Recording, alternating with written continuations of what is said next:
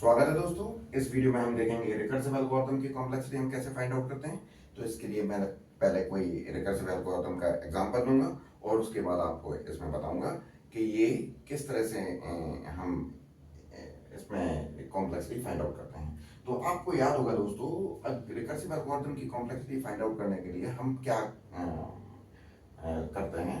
हम सबसे पहले हम रिकर्सिव रिकरेंस रिलेशन क्रिएट करते हैं और पहला स्टेप है रिकरेंस रिलेशन क्रिएट करते हैं। देन हम उस रिकरेंस रिलेशन को सॉल्व करते हैं। सो दैट हमें फ्रीक्वेंसी फंक्शन मिल जाता है और जब फ्रीक्वेंसी फंक्शन मिल जाता है तो फिर हम थर्ड स्टेप में उस पर कोई भी एसिम्प्टोटिक नोटेशन अप्लाई करते हैं और हम कॉम्प्लेक्सिटी फाइंड आउट कर देते हैं। तो सबसे पहले मैं आपको बताता हूँ दोस्तों, किसी भी रिकर्सिव एल्गोरिथम के लिए रिकरेंस रिलेशन हम कैसे क्रिएट करते हैं वो हम देखते हैं। तो अभी आप देखिए कि मैं एक एग्जांपल लूंगा। रिकरेंस रिलेशन को सॉल्व करने की कई सारी मेथड्स हैं, लेकिन यहाँ पे मैं अभी जो सब्सटीट्यूशन मेथड है उसका यूज करूंगा। मैं सारी methods one by one detail में डिस्कस करूंगा, लेकिन अभी जो है हम सब्सटीट्यूशन मेथड हम यूज करेंगे। तो पहले मैं एक एग्जांपल लेता हूं। कोई एक फंक्शन है fact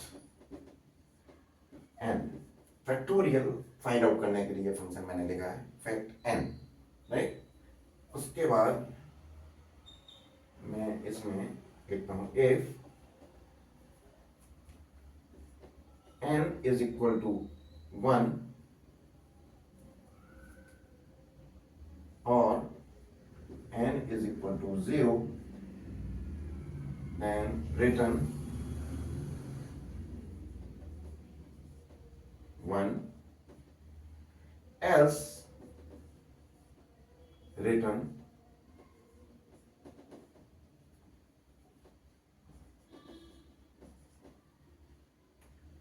n into fact of n minus 1, fact of n minus 1। अब देखिए दोस्तों, ये जो फंक्शन है ये रिकर्सिव फंक्शन है किसी भी नंबर का फैक्टोरियल फाइंड आउट करने के लिए, राइट। तो अब देखिए दोस्तों, इसके लिए हमें कॉम्प्लेक्सिटी फाइंड आउट करनी है सपोज। तो इस एल्गोरिथम, ये रिकर्सिव एल्गोरिथम है। अभी तक हमने इटरेटिव एल्गोरिथम को देखा, तो इटरेटिव एल्गोरिथम से डिफरेंट वे में हम इसकी कॉम्प्लेक्सिटी फाइंड आउट करेंगे। तो सबसे पहला स्टेप हम इसमें क्या करते हैं कि हम इसके लिए रिकरेंस रिलेशन फाइंड आउट करते हैं। रिकरेंस रिलेशन क्यों फाइंड आउट करते हैं? क्योंकि हम देखें कि हमने जो यहाँ फंक्शन लिखा है वही फंक्शन इसके अंदर कॉल हुआ है। तो अगर हमें इसी का ही वो निकालना है कॉम्प्लेक्सिटी, तो हमें फिर इसकी कॉम्प्लेक्सिटी निकालना होगी। तो हम डायरेक्ट नहीं निकाल सकते हैं, इसलिए हम इसको रिकरेंस रिलेशन बनाएंगे, ठीक है। तो अब इस रिकरेंस रिलेशन को बनाने के लिए हम देखते हैं कि जो रिकर्सिव स्टेटमेंट है उसके साथ साथ कुछ नॉन रिकर्सिव स्टेटमेंट्स भी हैं। जैसे कि ये है नॉन रिकर्सिव स्टेटमेंट, ये है नॉन रिकर्सिव स्टेटमेंट, ये रिकर्सिव स्टेटमेंट है। तो पहले हम देखते हैं कि इन दोनों में क्या इनका फ्रीक्वेंसी काउंट कितना होगा। अगर सपोज हम ये मान के चलते हैं कि ये कंडीशन है, ये कंडीशन चेक होगी तो ये कितना टाइम लेगी, 1 यूनिट ऑफ टाइम। अगर ये कंडीशन ये भी क्या होगी, ये भी 1 यूनिट ऑफ टाइम। रिटर्न क्या करना है, केवल एक 1 का ही रिटर्न करना है, तो ये भी 1 यूनिट ऑफ टाइम लेगी। अगर ये कंडीशन फॉल्स होती है तो फिर ये यहां आएगा। और इसको करने के लिए सबसे पहले देखिए इसकी ये कितना टाइम लेगी। तो इसके लिए दोस्तों फिर हमें एजम्पशंस कुछ करना होंगे। हम ये एज्यूम करते हैं, एज्यूमिंग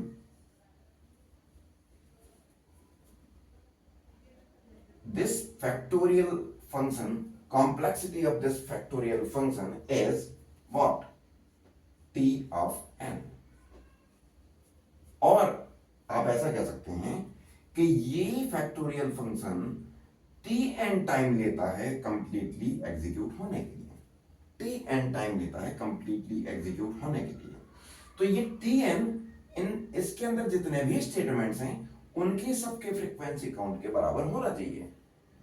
तो इसके लिए हम क्या लिख सकते हैं, देखिए Tn इसका टाइम है, total time to execute this particular algorithm. तो इसको हमने Tn कंसीडर किया। अब Tn किस किस के सम के इक्वल होगा, इसका सम, इसके एग्जीक्यूट होने में लगने वाला सम टाइम और इसके एग्जीक्यूशन में लगने वाला टाइम। तो अब देखिए ये दोनों तो नॉन रिकर्सिव स्टेटमेंट्स हैं, तो हमने इनका डायरेक्ट कैलकुलेट कर लिया, 1 unit of time 1 unit of time, right. इसके बाद ये जो है, अगर ध्यान देना दोस्तों, ये non recursive sorry recursive statement है, तो इसका टाइम कितना होगा। अब आप ध्यान देना दोस्तों कि अगर हमें फैक्ट ऑफ एन कैलकुलेट करने के लिए Tn टाइम लग रहा है, Tn टाइम लग रहा है, where n is the input, तो fact of n minus 1 calculate करने के लिए कितना टाइम लगेगा। हम इसी रिलेशन में देखें तो क्या हो जाएगा, इसके लिए कितना टाइम लगेगा, t of n minus 1, t of n minus 1। अगर फैक्ट n को कंप्लीट होने में Tn टाइम लगता है, तो हम ये मान के चलते हैं कि फैक्ट n माइनस 1 को कंप्लीट होने में कितना टाइम लगेगा, Tn माइनस 1। फिर इसमें n को मल्टीप्लाई भी कर रहे हैं, फिर हम इसमें n का मल्टीप्लाई भी कर रहे हैं। इसका मतलब पहले तो हम Tn माइनस 1 टाइम लेंगे इसको कैलकुलेट करने के लिए, फिर उसमें हम मल्टीप्लाई करेंगे, तो हम 1 यूनिट ऑफ टाइम उसके लिए भी ले लेते हैं, राइट। वैसे ये कंसीडर ना करें तो भी कोई प्रॉब्लम नहीं है, लेकिन हम फिर भी ये कंसीडर कर लेते हैं, ठीक है। अब आप देखिए दोस्तों, इन दोनों में एट ए टाइम, या अगर ये कंडीशन ट्रू है तो ये एग्जीक्यूट होगा, अगर ये कंडीशन फॉल्स है तो ये एग्जीक्यूट होगा, अगर ये कंडीशन ट्रू है तो ये एग्जीक्यूट होगा, अगर ये कंडीशन फॉल्स है तो ये एग्जीक्यूट होगा। तो इसका मतलब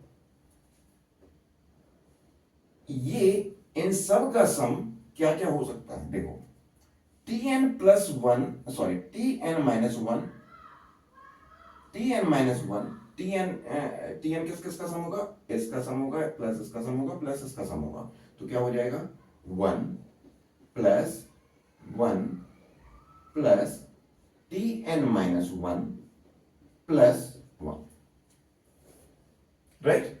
ये Tn किस किस के इक्वल हो गया, इन तीनों का सम हमने ले लिया। और अगर हम ऐसा कंसीडर करें कि जब इन दोनों में से तो कोई एक ही एग्जीक्यूट होगा ना, इन दोनों में से तो कोई एक ही एग्जीक्यूट होगा ना, तो या तो ये एग्जीक्यूट होगा या ये एग्जीक्यूट होगा। तो हम ऐसा भी लिख सकते हैं कि एक वन को हम इग्नोर भी कर सकते हैं, लेकिन फिर मैं यहाँ पे उससे कोई फर्क नहीं पड़ेगा, तो मैं यहाँ कंसीडर करता हूँ उसको भी। तो अब आप देखिए दोस्तों, इसको अगर मैं देखूं तो क्या हो गया, ये इसका जो रिकरेंस रिलेशन बनेगा वो क्या बन जाएगा, Tn equal to Tn minus 1 plus 3, Tn minus 1 plus 3। अब ये हमारे पास क्या आ गया, रिकरेंस रिलेशन आ गया। क्या आ गया दोस्तों, रिकरेंस रिलेशन। एक बात ध्यान रखिएगा कि जब भी हम रिकरेंस रिलेशन क्रिएट करते हैं, किसी भी रिकर्सिव एल्गोरिथम के लिए, तो हमें उसकी बाउंड्री कंडीशन भी मेंशन करनी होती है। Without boundary condition recurrence relation को हम सॉल्व नहीं कर सकते हैं। जैसे कि अगर हम रिकर्सिव फंक्शन में अगर हम ये कंडीशन हमने जो दी है कि ये कंडीशन, ये टर्मिनेटिंग कंडीशन है, एक आगे ये n-1 होते होते हर बार -1 होगा, तो ये कभी इसकी वैल्यू 1 हो जाएगी या 0 हो जाएगी, तो फिर ये क्या करेगा, ये एग्जीक्यूट हो जाएगा। लेकिन अगर ये कंडीशन नहीं होती, हम केवल फैक्ट -1 n-1 लिख देते हैं, तो फिर ये ऑलवेज चलता रहता है, ये non recursive sorry infinite loop में चला जाता है। तो इसलिए यहां पे जैसे ये कंडीशन हमने दी है टर्मिनेटिंग कंडीशन, तो रिकरेंस रिलेशन के साथ भी हमें क्या देना पड़ेगी, बाउंड्री कंडीशन देनी पड़ेगी। अब बाउंड्री कंडीशन क्या होती है वो मैं आपको बताता हूं। मैं दोस्तों इसको रिमूव कर रहा हूं थोड़ा सा।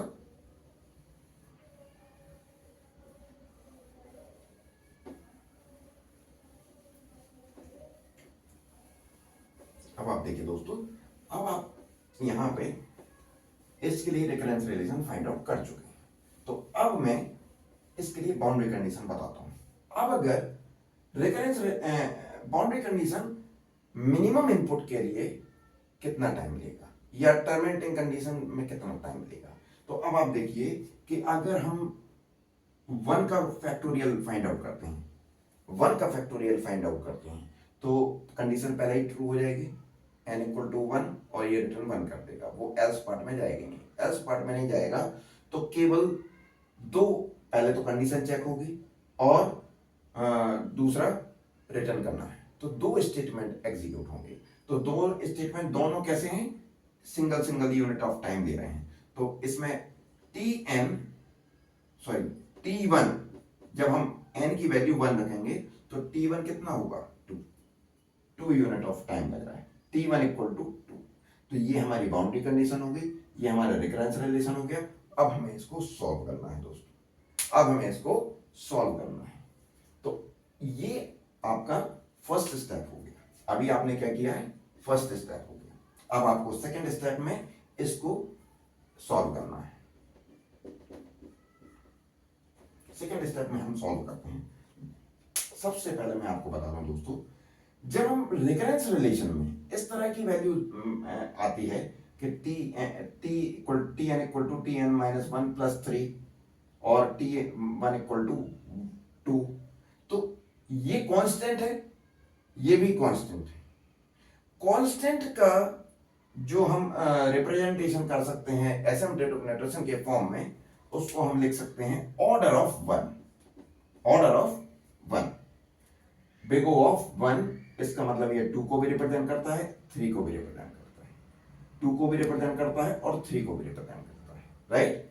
तो अगर मैं यहां पे ऑर्डर ऑफ 2 की जगह 3 ऑर्डर ऑफ 1 लिख दूं तो भी ये सही है, अगर मैं 3 की जगह ऑर्डर ऑफ 1 लिख दूं तो भी ये सही है, ठीक है।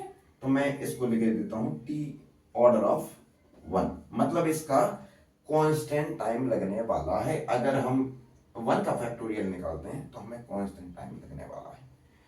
इसी तरह से यहां पे भी अगर मैं इसको ऑर्डर ऑफ 1 से रिप्लेस कर दूं तो ये भी वैलिड है, सही है। अगर अब एक और इसमें हम वो देखते हैं कि अगर मैं इसको ऑर्डर ऑफ 1 लिख सकता हूं, ऑर्डर ऑफ 1 लिख सकता हूं, तो जब हम इसको रिकरेंस रिलेशन में ऑर्डर ऑफ 1 लिखेंगे तो इसको रिप्रेजेंटेशन तो ठीक है, लेकिन इसको सॉल्व करने में हमें प्रॉब्लम होगा या सॉल्व करना थोड़ा सा कॉम्प्लेक्स हो जाएगा। तो यहां पे हम क्या करते हैं कि ऑर्डर ऑफ 1 को ऑलवेज 1 ही कंसीडर कर लेते हैं, ऑलवेज 1 कंसीडर कर लेते हैं। ऑर्डर ऑफ n को हम ऑलवेज n कंसीडर कर लेते हैं, ऑर्डर ऑफ log n को हम log n कंसीडर कर लेते हैं। जो भी ऑर्डर है उसको हम कंसीडर कर लेते हैं। तो इसको मैं ऑर्डर ऑफ 1 लिख सकता हूं, इसको मैं ऑर्डर ऑफ 1 लिख सकता हूं, तो मैं इन दोनों को क्या कंसीडर कर सकता हूं, 1। तो आपका t1 इक्वल टू क्या हो गया, 1, और tn equal to tn minus 1 plus 1। So अब आपका नया जो रिकरेंस रिलेशन मैंने आपको बताया है ये भी सही है दोस्तों। अगर आप ऐसा भी बनाते हैं तो ये भी सही है, और अगर आप जैसा मैं लिख रहा हूं अगर वैसा आप बनाते हैं तो वो भी सही है। तो रिकरेंस रिलेशन क्या हो जाएगा आपका, tn equal to tn minus 1 plus 1, और आपकी बाउंड्री कंडीशन हो जाएगी t1 इक्वल टू 1। तो ये दोनों रिकरेंस रिलेशन, इन इसको और इसको दोनों को अगर आप सॉल्व करेंगे तो हमें रिजल्ट सेम मिलने वाला है। इसलिए हम इसको सिंप्लीफाइड वे में हम इस तरह से लिख सकते हैं। अब हमारा ये हो गया रिकरेंस रिलेशन, और अब हम इसको सॉल्व करेंगे। ये हमें रिकरेंस रिलेशन मिल गया, अब हम इसको सॉल्व करेंगे सब्स्टिट्यूशन मेथड से। इसको, ये रिकरेंस रिलेशन है। अब हम इसको सॉल्व करेंगे सेकेंड स्टेप जो मैंने आपको बताया। अब हम सेकेंड स्टेप अप्लाई करने वाले हैं रिकर्सिव एल्गोरिथम की कॉम्प्लेक्सिटी फाइंड आउट करने के लिए। तो फर्स्ट इटरेशन, फर्स्ट स्टेप में हमने क्या किया था, हमने एक रिकरेंस रिलेशन गिवन कोड के लिए हमने एक रिकरेंस रिलेशन क्रिएट किया।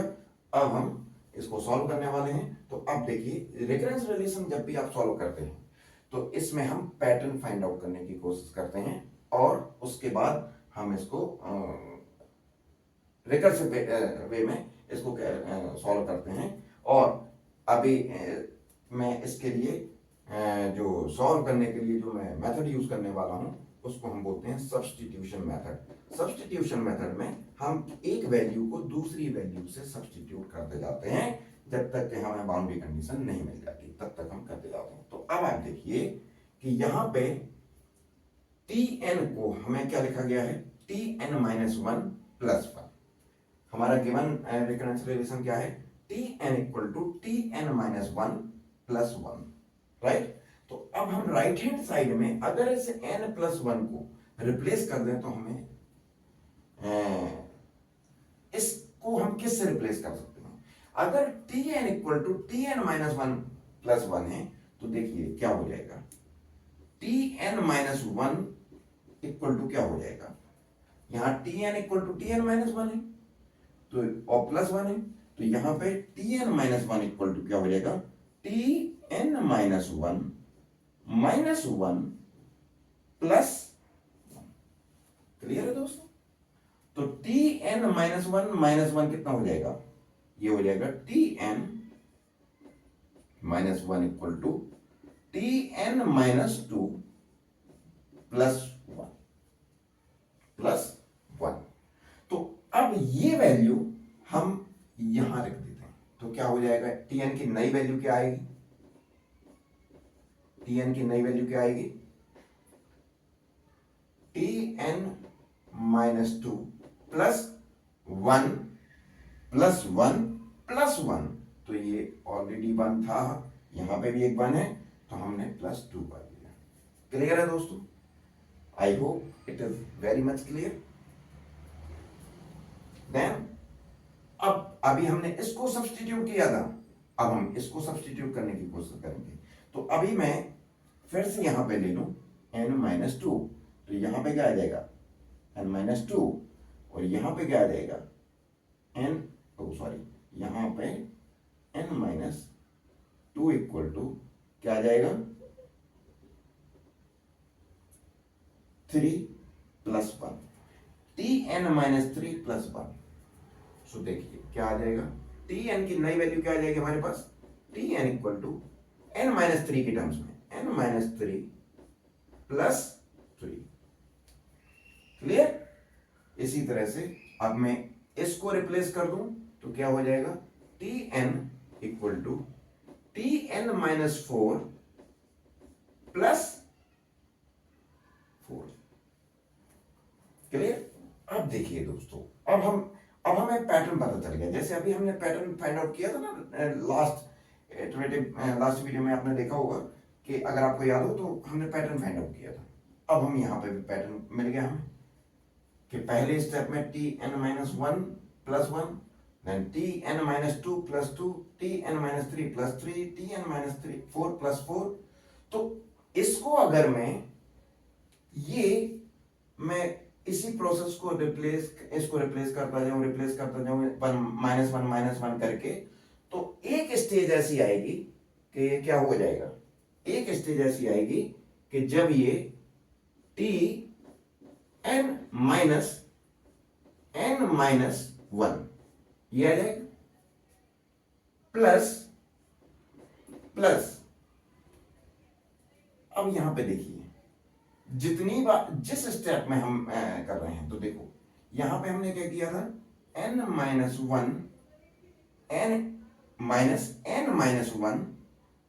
अगर मैं इस स्टेप को जो मैंने यहां पे किया था इसको n minus one times repeat करूं तो उसके बाद tn का क्या वो हो जाएगा, tn का एक्सप्रेशन क्या हो जाएगा, ये हो जाएगा n माइनस वन।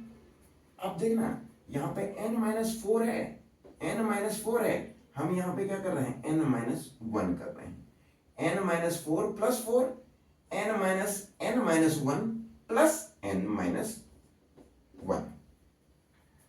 क्लियर है दोस्तों, क्लियर है कि जब n की यहां पे हमने n माइनस वन से रिप्लेस किया तो यहां पे भी हमें n माइनस वन से रिप्लेस करना पड़ेगा।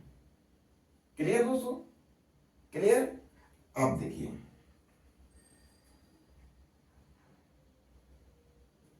अब यहां पे इसको हम क्या लिख सकते हैं, अब देखिए दोस्तों यहां पे T N minus four equals to T N minus four plus four. अब हम इसी प्रोसेस को हम रिपीट करते जाएंगे और हम कब तक रिपीट करते जाएंगे, जब तक इसकी वैल्यू n-1 ना हो जाए। तो n-1 जब होगी इसकी वैल्यू, तो हम फिर tn की नई वैल्यू n इसके टर्म्स में कैसे लिखेंगे, tn equal to tn minus n-1 plus n-1। ये कैसे लिखा दोस्तों, tn equal to tn-4 plus 4, tn equal to tn-3 plus 3, n-2 plus 2, n-1 plus 1। तो इसी तरह से हमने लिख दिया कि अब हमने इसकी जगह n-1 लिखा, तो इसकी जगह भी क्या लिख देंगे, n-1। तो ये क्या हो जाएगा t। अब इसमें अगर मैं ब्रैकेट हटाता हूं इसका, तो ये हो जाएगा n-n प्लस 1 प्लस n-1। अब देखिए दोस्तों, ये प्लस n और माइनस n कैंसिल हो जाएंगे, ये क्या बचा, t of 1 plus n minus 1 plus t of 1 plus n minus 1। अब बाउंड्री कंडीशन दोस्तों आपको पता है कि t1 इक्वल टू क्या है, t1 इक्वल टू 2, सॉरी ये 1। तो हम इसमें लिख देते हैं, इसको लिख देते हैं 1 प्लस n माइनस 1। तो ये प्लस 1 और माइनस 1 कैंसिल हो जाएगा, क्या बचेगा, n। अब देखिए tn अल्टीमेटली क्या आ गया हमारे पास n की टर्म्स में, fn क्या आ गया, n आ गया। अब n आ गया तो ये सिंपली आप कह सकते हो कि this is order of n। Clear दोस्तों। तो ये इस तरह से हम एक रिकरेंस रिलेशन बनाते हैं, फिर उसको हम किसी भी मेथड से सॉल्व कर सकते हैं। अभी हमने सब्स्टिट्यूशन मेथड यूज किया है। सब्स्टिट्यूशन मेथड इसको क्यों बोलते हैं, अब मैं इसको क्विकली रिवाइज कर देता हूं पूरे सेशन को। हमने ये रिकरेंस रिलेशन बनाया, फिर हमने इसके बाउंड्री कंडीशन फाइंड आउट की, फिर हमने इसको सब्स्टिट्यूशन मेथड से सॉल्व किया। सब्स्टिट्यूशन मेथड क्यों बोलते हैं कि हम जो भी राइट हैंड साइड में जो n के टर्म्स में एक्सप्रेशन है उसको हम सब्स्टिट्यूट करते जाते हैं इसके फर्दर वैल्यू से। तो हमने सबसे पहले n-1 को रिप्लेस किया n-2 के टर्म्स में, तो ये n-1 n-2 प्लस 1 ऑलरेडी था तो ये प्लस 2 हो गया। देन हमने n-3 के टर्म्स में लिया तो ये हर बार प्लस 1 होता जाएगा, तो ये 3 हो गया। फिर n-4 लिया तो ये 4 हो गया। ये प्रोसेस हमने कब तक रिपीट किया, जब तक हमने इससे n-1 को सब्ट्रैक्ट नहीं कर दिया।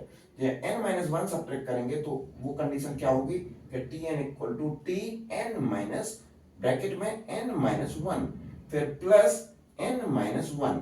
देखिए अगर हम n-4 कर रहे हैं तो यहाँ पे भी 4 लिख रहे हैं, n-3 कर रहे हैं तो यहाँ पे भी 3 लिख रहे हैं, n-2 कर रहे हैं तो यहाँ पे 2 कर रहे हैं।